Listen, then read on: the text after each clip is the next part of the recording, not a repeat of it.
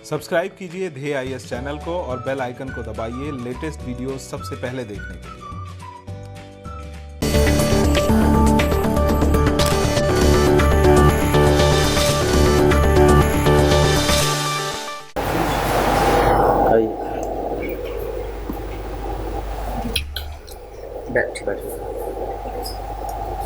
ये लालचंद्र जी हैं, वो कुमारी अनुपमा शिखा।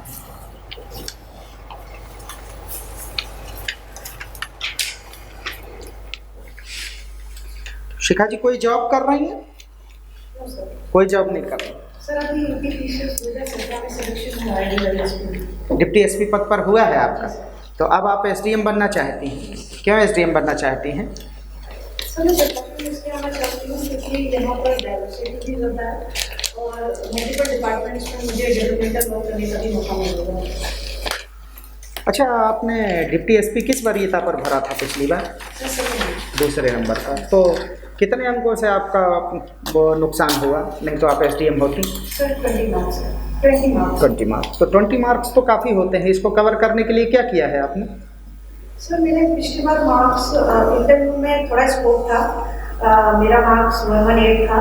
मुझे ऐसा लगता था कुछ गलतियाँ हुई थी, तो उसमें मुझे 15 मार्क्स का एम मिल सकता था।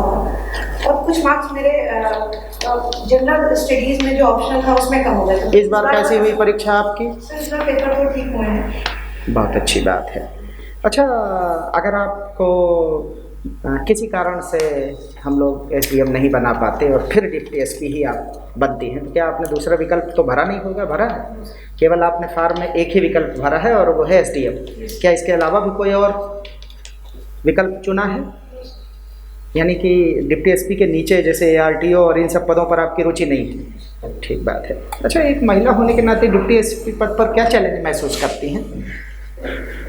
सर क्योंकि मुझे प्रैक्टिकल एक्सपीरियंस उतना नहीं है, बट मैंने अपने कुछ सीनियर्स हैं जो लेडी सर्विस में हैं, उनसे मैंने बात किया है, तो उन्होंने कुछ बेसिक चीज़ें ये बताई कि क्योंकि वुमेन वर्क फोर्स उतना नहीं होता है पुलिस में, तो एक सेफ्टी का कंसर्न भी रहता है कहीं ना कहीं रह करके सर्विस में भी।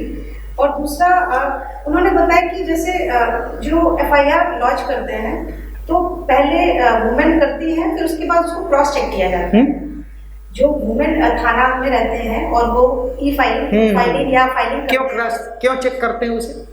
सर ये तो सर मुझे आइडिया नहीं। मतलब किसी भाव के कारण, कोई समस्या के कारण चेक करते हैं ना, अंडर एस्टिमेट करते हैं एक्चुअली। नहीं, बट ये बता रहे थे कि अगर वही कोई मेल मेंबर अगर वहाँ के ऑफिसर करते हैं तो उसे क्रॉस चेक नहीं किया जाता। वही कह रहा हूँ ना, तो ये अंडर एस्टिमेट करने का रिवाज यानी आपके विभाग में है अभी भी?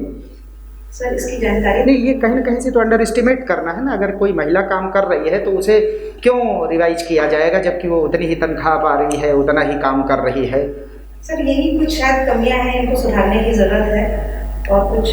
अच्छा, ये सरकार लगातार अटेम्प्ट कर रही है महिला थाना बने और महिला थानों की प्रोग्रेस हो, लेकिन आज की डेट में भी नॉमिनल है, नाम मात्र के महिला थाने हैं, और जो महिला थाने भी हैं वहाँ भी वर्कफोर्स नहीं है। और कोशिश सरकार बातों में और चेष्टा में लगातार है कि हम ऐसा करेंगे। क्यों नहीं हो पाया ये काम? क्या महिलाएं पुलिस नहीं बनना चाहती, या माने क्या कारण आपको लगता है कि हमारे महिला थाने वर्किंग क्यों नहीं हो पा रहे? 1 महिला, 2 महिला, 1 कांस्टेबल, 2 कांस्टेबल, और आप थानों में देखिए 20 कांस्टेबल, 25 कांस्टेबल, 2-2, 3-3, 4-4 तो ऐसा ही होते हैं। सर मैं इसके कई फैक्टर्स मुझे ऐसा लगता है इसमें। पहला फैक्टर्स तो सर जो एक बेसिक है कि हम पेट्रियार्कल सोसाइटी का जो माइंडसेट है वो अभी भी उसको काफ़ी टाइम लगेगा उसको उसमें चेंज लाने में, प्रोग्रेसिव सोसाइटी होने में। दूसरा फैक्टर मुझे ये लगता है कि वुमेन अभी उतना एम्पावर उनको करने की कोशिश की जा रही है, अभी भी उस एम्पावर नहीं हो पाई है, उनको डिसीजन मेकिंग का राइट नहीं मिला, जिसकी वजह से वो सेल्फ एम्प्लॉयमेंट या अदर एम्प्लॉयमेंट में अपना, क्योंकि उनको अपना पर्सनल लाइफ भी बैलेंस करना उनका। अच्छा, आप तो ज्योग्राफी के विद्यार्थी हैं, ज्योग्राफी है ना आपका? आप देखिए कि पहाड़ी इलाकों में महिलाएं क्यों इतनी सशक्त होती हैं शरीर से, मन से, क्षमता से, काम से, परिवार में, और मैदानी इलाकों में हमारी बच्चियों को, हमारे घर के महिलाओं को ऐसे तर्क देने पड़ते हैं। ये तर्क पहाड़ी इलाकों पर क्यों नहीं काम करते? तो वहाँ पे भी वेरियस फैक्टर्स हैं। पहला रीज़न तो ये है कि हम सोसाइटी में डिफरेंस देखते हैं। वहाँ पर मैट्रिलिनियल सोसाइटी ज़्यादा वहाँ पर है, वुमेन को अधिकार है, इक्वल राइट्स है। दूसरा हम फैक्टर देखते हैं कि टेक्नोलॉजिकल फैक्टर्स नहीं है वहाँ पर, लाइक मतलब है कम है। लाइक अगर हम PCPNDT टेस्ट एक्ट के बारे में बात करते हैं, pre conception pre diagnostic test, जिसमें कि जो बर्थ जो चाइल्ड है उसका हम जेंडर चेक करते हैं, तो वो सब टेक्नोलॉजी ना होने की वजह से वहाँ पर अबॉर्शन और इस टाइप की चीज़ें नहीं होती हैं, ज़्यादा देखने को नहीं मिलती हैं। तो कहीं ना कहीं जो सेक्स रेशियो है वो पहाड़ी इलाकों में बेटर। अच्छा, गवर्नमेंट की एक योजना थी कि विशाखा गाइडलाइन के लिए अलग से CO अपॉइंट किए जाएं, डिप्टी SP अपॉइंट किए जाएं। ये जब विशाखा गाइडलाइन बनी थी तो इस प्रकार की चर्चा हो रही थी कि उसको ठीक से इम्प्लीमेंट हो सोसाइटी में, इसके लिए इंचार्ज CO बनाएंगे हम, लेकिन फिर वैसा कुछ हुआ नहीं। और विशाखा गाइडलाइन के मामले भी हमारे जो संबंधित थाना इंचार्ज SO या SHO या SI देख रहे हैं। ये योजना क्यों फ्लॉप हो गई? काम तो हो ही रहा है उस पर, लेकिन सोचा ये गया था कि महिलाएं उसकी प्रभारी होंगी ताकि वो ठीक से काम करें, पर हो नहीं पाए। इस विषय में कुछ सोचती हैं? सर मुझे ऐसा नहीं लगता है कि ये फ्लॉप हुआ है। इस पर सरकार कुछ ना कुछ स्कीम्स और इस पर रेगुलेशन और मॉनिटरिंग का प्रावधान किया जाता है महिलाओं की सुरक्षा के लिए। जो उसके बाद 2013 में sexual harassment at work place act आया था, जिसके बाद से हर डिपार्टमेंट में, वेदर ऑर्गेनाइज और अनऑर्गेनाइज प्राइवेट यूनिट्स में इंटरनल कंप्लेंट कमेटी बनाई गई है और उस पर अलग अलग लेवल पे काम किया। वो ठीक है, मैं कह रहा हूँ इम्प्लीमेंटेशन के लेवल पर हमारी महिलाओं के हाथ में अगर जिम्मेदारी होती तो हो सकता है कुछ बेहतर होता, क्योंकि अंततः प्रताड़ित तो महिलाएं हैं ना, पर इस पर काम नहीं हो पा रहा। सर ये आपकी बात सही है, मुझे लगता है कि उनको अगर अच्छा, ठीक बात है। एक और योजना पुलिस विभाग में सुधार के लिए, एक और सुधार के लिए कौन सी कमेटी बनी थी? पुलिस विभाग में सुधार के लिए कुछ कमेटियां बनी, सबसे लेटेस्ट कमेटी बता सकती हैं कौन सी? सर लेटेस्ट तो पुलिस डॉक्टिंग कमेटी 2015 में भी आई थी। वो तो सर्विस का, हाँ ठीक बात है। अच्छा, इन लोगों ने एक और बात कही थी, उसको भी हम लोग कर नहीं पा रहे। जैसे 100 नंबर है ना, 100 नंबर है, ऐसे ही लेडीज पुलिस का अलग नंबर हो जाए, लेडीज हेल्पलाइन अलग है। कौन सी संख्या है वो? 181 काम करती है। ऐसे 100 की जगह, जैसे 100 पुलिस का है, ऐसे महिला पुलिस या महिलाओं की शिकायत के लिए पुलिस के ही पास एक और नंबर होना चाहिए। और दुनिया में ये है, यूरोप में है कई देशों में, हम क्यों नहीं इस पर काम कर पाए? आप बात समझ नहीं है? सर मुझे ऐसा लगता है कि नंबर ऑफ हेल्पलाइन नंबर्स और नंबर ऑफ अदर उसको बढ़ाने की जगह हमें उसकी इफिशियंसी बढ़ानी होगी। बिल्कुल ठीक बात है। लेकिन अगर ऐसा होता तो महिलाएं निधड़क, भाई महिला ये जानती है कि जब वो 100 नंबर पर फ़ोन करेगी तो सुनने वाला कौन है वो जान रही है, वो तो वो अपनी एक्सप्रेशन ही नहीं ठीक से दे पाती, तो अपराध प्रकट ही नहीं हो पा रहा और हमारा बड़ा नुकसान हो रहा है। As a society we are facing very much problems, क्योंकि हमारी घर की बच्चियां अगर अपना बात नहीं कह पाएंगी तो क्या करेंगे हम? और यूरोप का मॉडल है हमारे पास, अमेरिका का मॉडल है हमारे पास, वहाँ है ये सुविधा, इसके बावजूद इस तरफ ध्यान नहीं है। इस सुधार को किसी सरकार ने, भारत में किसी राज्य सरकार ने नहीं लागू किया, और मैं सोचता हूँ ये होना चाहिए था। क्या सोचती हैं आप? सर मुझे ऐसा लगता है कि ये हमारे सिस्टम में सबसे बड़ी कमी है और उसी पर ही रिफॉर्म, उसी के बेसिस को ध्यान में रखते हुए रिफॉर्म लाने की बात की गई, जिसमें हम पुलिस को और सेंसिटाइज टुवर्ड्स सोसाइटी बनाने की कोशिश कर रहे हैं, जिसमें कि बहुत सारे एग्जांपल हमारे कंट्री में भी हैं। अलग अलग स्टेट में कम्युनिटी पुलिसिंग का कॉन्सेप्ट चल रहा है। अगर हम किसी स्टेट की बात करते हैं, जैसे बेंगलुरु में भी है और केरला में एक है जन सुविधा प्रोजेक्ट, जिसमें कि पीपल से जितना इंटरैक्ट करके उनको पीपल फ्रेंडली पुलिस बनाने की कोशिश की जा रही है, जिसकी वजह से कि जो महिलाएं हैं या वल्नरेबल सेक्शन है, अगर वो हेजिटेट कर रहे हैं अपनी प्रॉब्लम को बताने के लिए, तो मुझे लगता है कि अगर उनको और पीपल सेंट्रिक पुलिसिंग, ठीक बात है। PCR वैन किसे कहते हैं? जी सर। PCR वैन क्या होती है?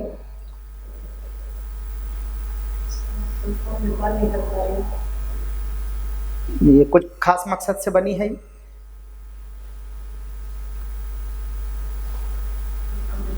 कोई बात नहीं, छोड़ दीजिए उसको, नहीं स्मरण आ रहा तो नहीं आएगा। मकसद क्या, मकसद है इनको बनाने का? इमरजेंसी सर्विसेज के लिए। तो इमरजेंसी सर्विस के लिए तो हमारे पास अलग से सर्विसेज हैं, रोड वालों की अलग है, परिवहन की अलग है, पुलिस की अलग है। क्या पुलिस का काम इमरजेंसी सर्विसेज प्रोवाइड कराना है या इमरजेंसी मैनेजमेंट, माने अपराध के खिलाफ हम हैं कि जनसेवा का काम अब पुलिस का हो गया? हम तो अपराध के अगेंस्ट हैं अभी। क्या पुलिस के जिम्मे जनसेवा भी है? सर मुझे ऐसा लगता है कि दोनों ही काम होना चाहिए, अलग है, लेकिन आज की डेट में कहीं आप पुलिस को जनसेवा करती देखती? जहाँ भी कानून व्यवस्था का प्रश्न होगा, जैसे कहीं भीड़ ज़्यादा है तो पुलिस रहेगी, क्यों? क्योंकि कानून व्यवस्था न बिगड़ जाए ऐसा भाव, पर सेवा के भाव की पुलिस कहीं दिखी है आपको? सर मुझे ऐसा लगता है कि कई जो है इनिशिएटिव भी लिए जा रहे हैं, जैसे जो ओल्ड एज पीपल हैं उनके अगर सिंपल लैंग्वेज देखें तो उनके घर सेलिब्रेशन का उनका बर्थडे सेलिब्रेशन हो गया या फिर उनसे इंटरैक्ट करना, सर ये भी एक मुझे लगता है कि जनसेवा की भावना ही दिखाती है पुलिस सिस्टम में। अच्छा, इजराइल के पुलिसिंग के बारे में कुछ सुना है? दुनिया की सबसे सुंदर पुलिसिंग इजराइल की है, सबसे हेल्पिंग पुलिस इजराइल की है, सबसे उदार पुलिस इजराइल की है, ऐसा हम कहते हैं। अमेरिका से भी कई गुना आगे। क्या विशेषता है वहाँ की पुलिसिंग की? क्या होगी? हम उसे जब कह रहे हैं श्रेष्ठतम है वो दुनिया में, तो आपको लगता है क्या होगा वहाँ? सर मुझे लगता है वहाँ पर जो क्राइम कंट्रोल और इंटेलिजेंस से रिलेटेड चीज़ें हैं वो बहुत स्ट्रॉन्ग होंगी, एफिशिएंसी बहुत होगी सिस्टम में, सेंसिटाइज होगी टुवर्ड्स सोसाइटी। बिल्कुल सही कहा आपने, सेंसिटाइजेशन के ही पैरामीटर पर वो दुनिया की सर्वश्रेष्ठ पुलिस है। जब हम कहते हैं कि सेंसिटिविटी है पुलिस में, तो इसका क्या मतलब है?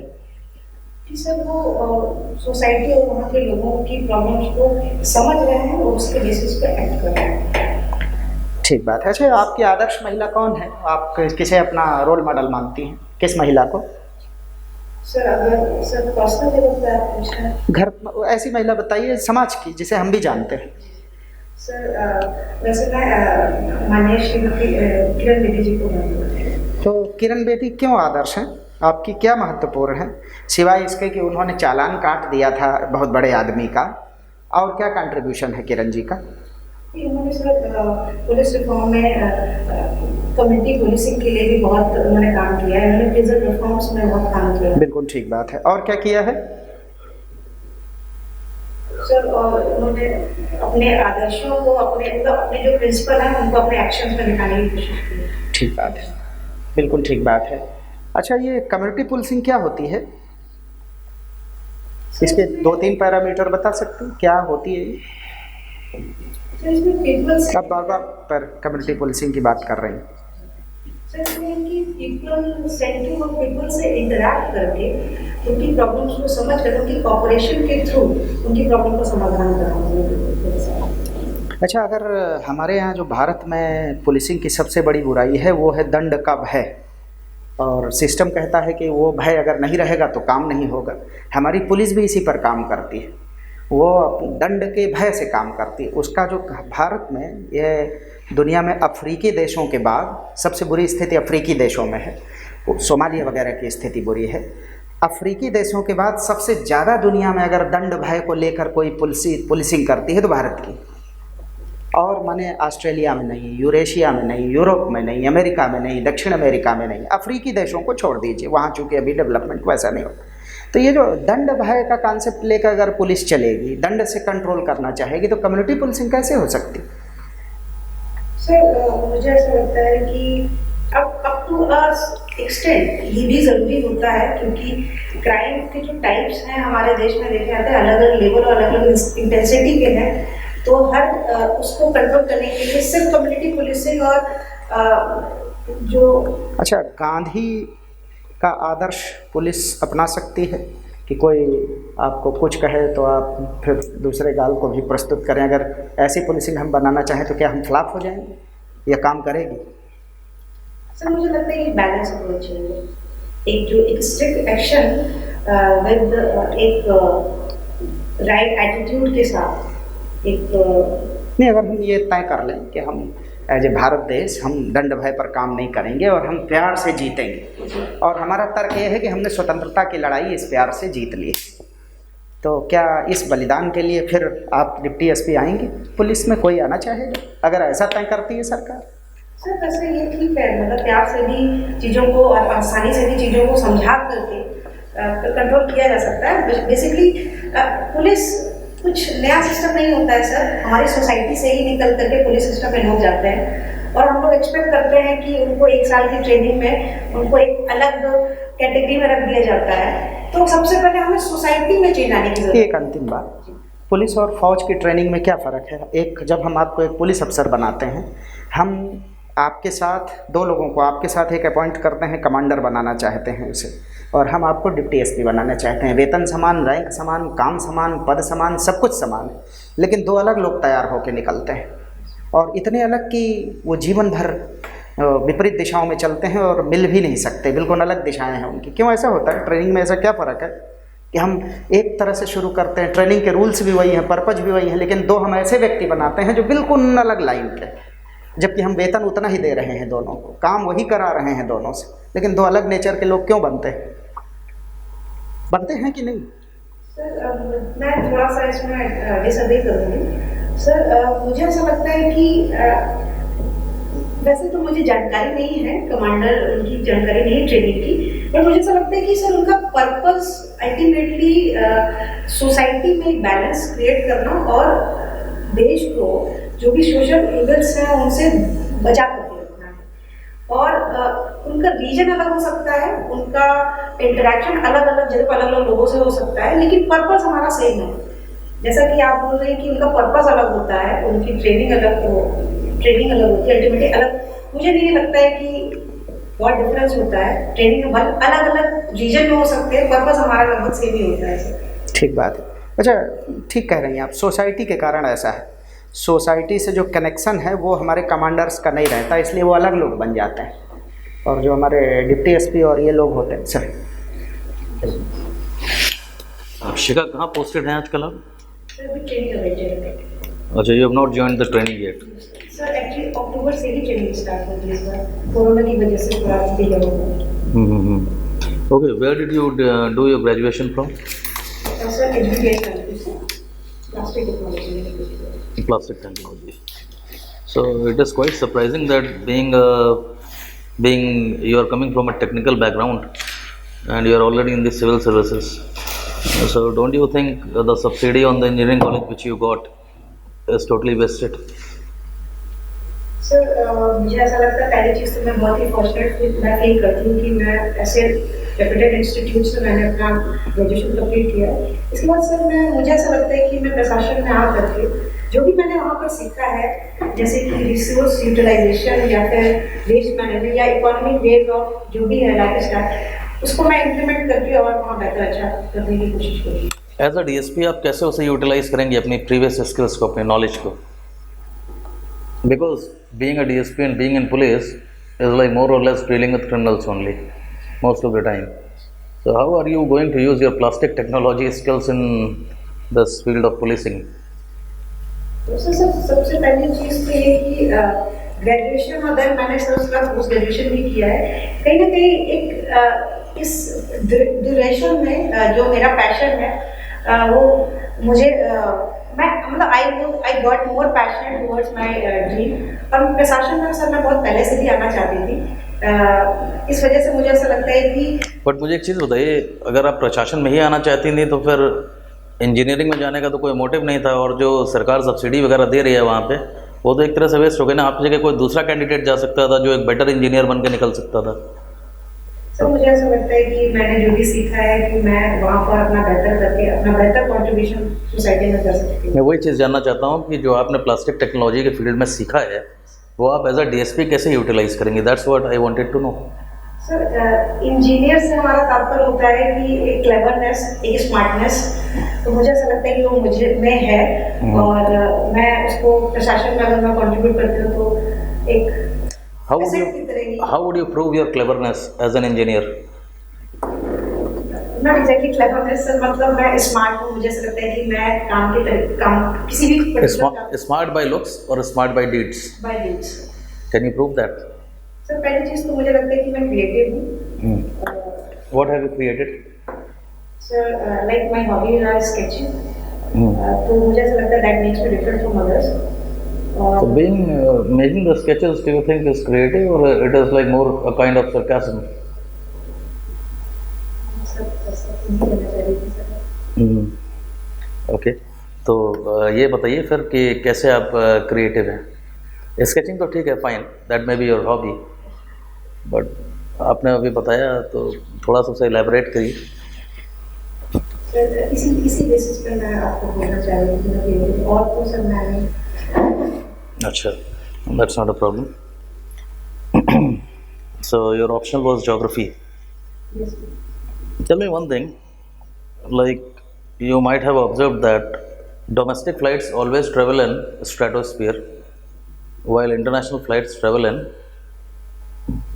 domestic flights travel in troposphere, while international flights travel in stratosphere. Why is it so?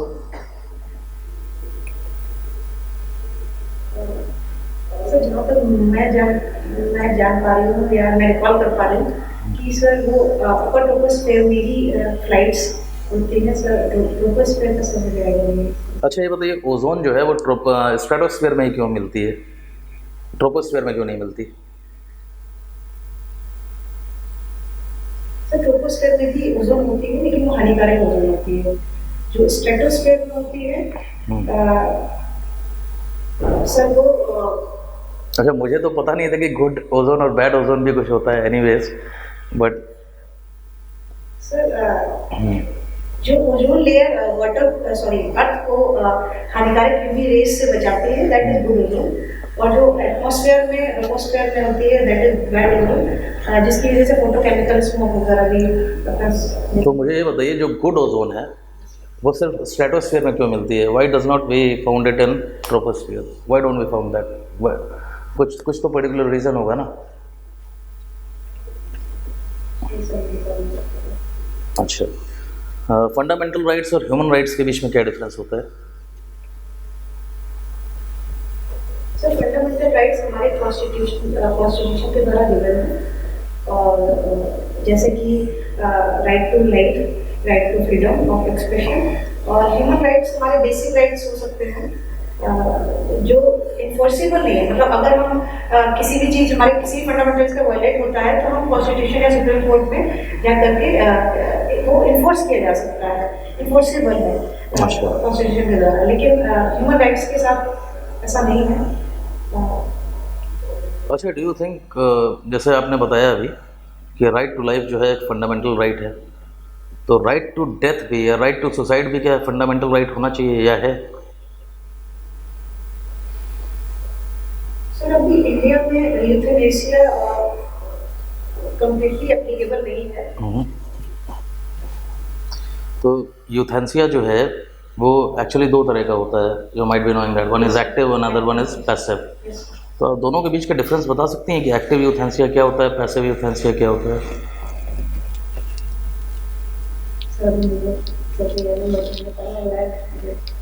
अच्छा, original and exclusive jurisdiction of supreme court के बारे में कुछ बताइए।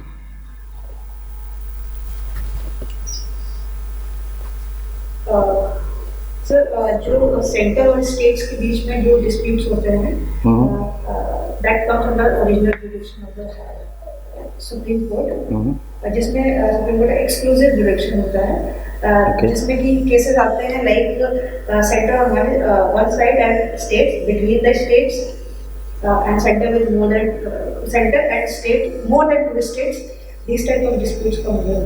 अच्छा, एक चीज़ बताइए, पुलिस के पास कभी कभी पावर होती है प्रिवेंटिव डिटेंशन की, ये पुलिस अपनी पावर कितने महीने तक एक्सरसाइज कर सकती है? मतलब अगर किसी को प्रिवेंटिव डिटेंशन में लिया गया तो up to how many months he can be kept under that detention? So मैं श्योर नहीं हूं, शायद 3 months है सर। दैट्स ट्रू, 3 मंथ्स है। और 3 मंथ से अगर एक्सटेंड करना है तो फिर कैसे, क्या प्रोसीजर होता है? अच्छा, कोरोना तो काफ़ी नेगेटिव ईयर रहा, मतलब ये वाला जो 2020 था, right from the starting till now we have been coming out और we have been encountering various sort of negativities. कोई 5 पॉजिटिव न्यूज़ बता सकती हैं आप इस ईयर की? सर कोरोना की वजह से बहुत ही नेगेटिव माहौल रहा है, बट इसको भी हमें एक अपॉर्चुनिटी की तरह देखना चाहिए। तो सबसे पहला पॉइंट जो मैं देखती हूँ कि एनवायरमेंटल जो डिग्रेडेशन हुआ है पिछले कई सालों में, उसमें कई हद तक एयर क्वालिटी इम्प्रूव हुई है। दूसरा मुझे लगता है कि सर जॉइंट फैमिली का जो कॉन्सेप्ट था वो बहुत ही, हम लोग न्यूक्लियर फैमिली की तरफ बढ़ रहे थे, उसकी वजह से हम लोग घर पे रह रहे थे, तो एक सोसाइटल चेंज देखने को मिला है, लोगों आपस में एक रिस्पेक्ट और एक इंटरेक्शन बढ़ा है।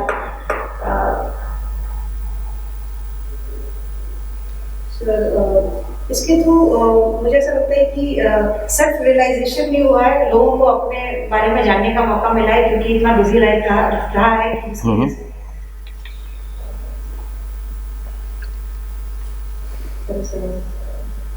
तो एक लास्ट क्वेश्चन और बताइए, यूपी की कोई भी 2 क्रिटिकली इंडेंजर्ड स्पीशीज का नाम बताइए। सर एक तो डॉल्फिन। कौन सी डॉल्फिन? Gangetic dolphin. ओके।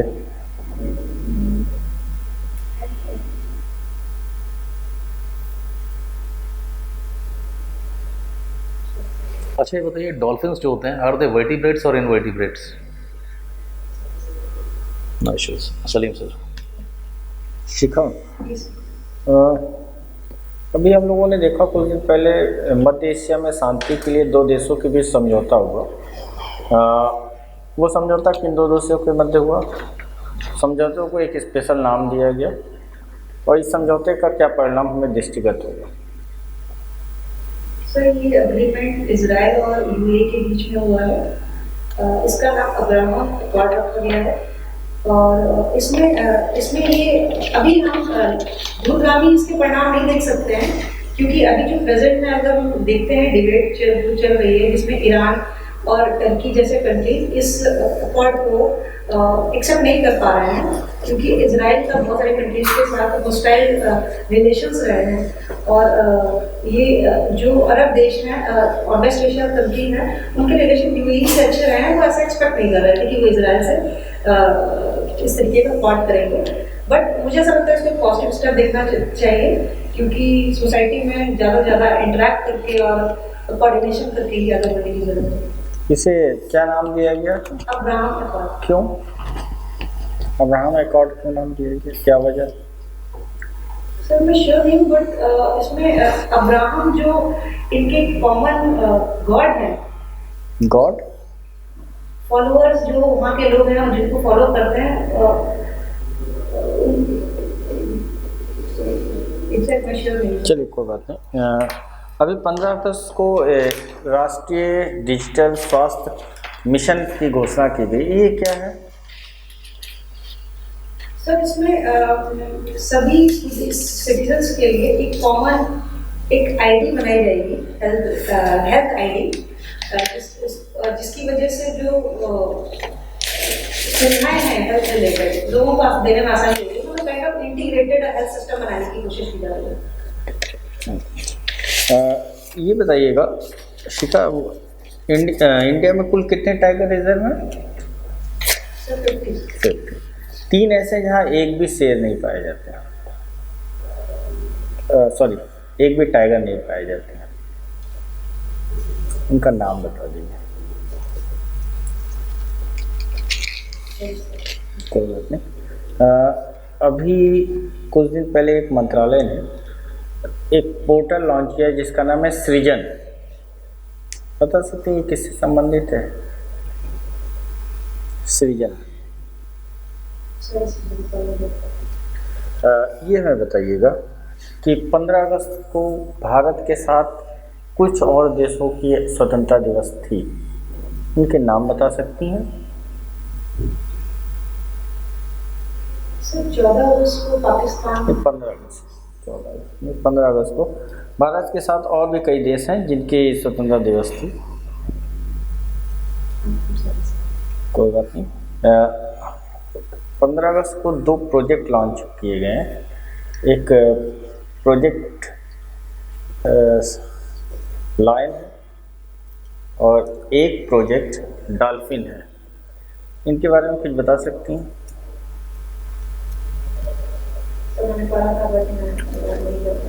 चलिए एक लास्ट क्वेश्चन बताइएगा। कुछ समय पहले, आज से 6 महीना 7 महीना पहले, गिर का अभ्यारण्य बहुत चर्चा में था, क्यों?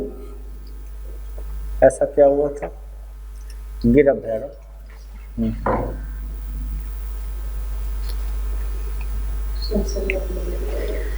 चलिए भाई, ये बताइए भारत का राष्ट्रगान मूलतः किस भाषा में लिखा गया है?